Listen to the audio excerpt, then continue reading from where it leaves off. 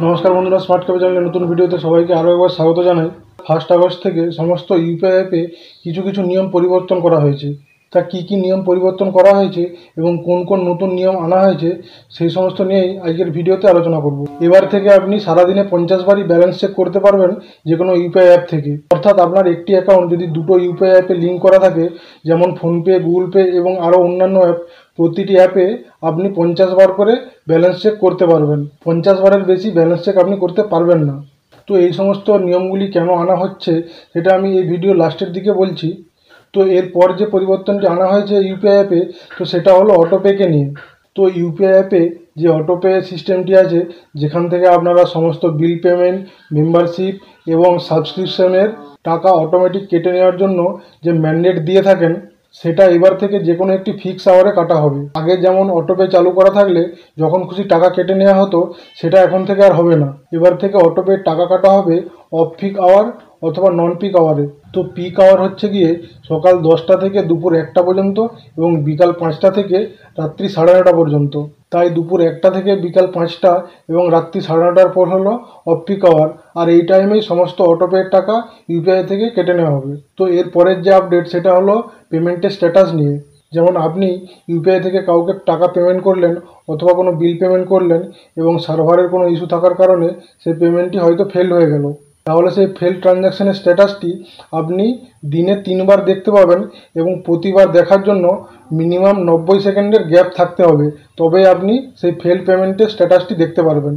তো এবার এরপর যে পরিবর্তনটি আনা হয়েছে সেটা হলো আপনি আপনার ইউপিআইয়ে কোন কোন ব্যাঙ্ক অ্যাকাউন্ট লিঙ্ক করে রেখেছেন সেটা সারাদিনে 25 বারই দেখতে পারবেন। তো এটা তো খুবই নর্মাল একটা জিনিস। বারবার কার প্রয়োজন পড়বে যে আমার ইউপিআই অ্যাপে কতগুলো ব্যাঙ্ক অ্যাকাউন্ট লিঙ্ক করা আছে সেটা দেখার।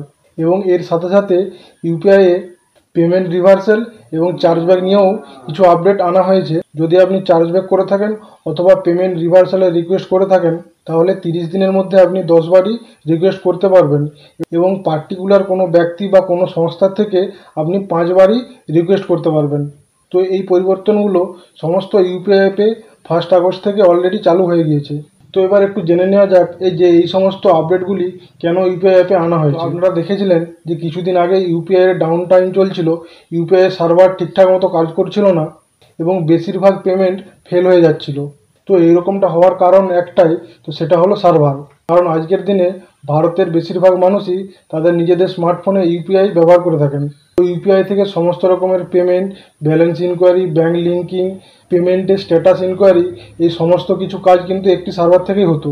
কিন্তু এই balance inquiry, bank linking, payment status inquiry, এই সমস্ত কাজগুলি হলো সেকেন্ডারি কাজ। ইউপিআইয়ের যে মেন কাজ হলো সেটা হলো পেমেন্ট সেন্ড করা এবং পেমেন্ট রিসিভ করা।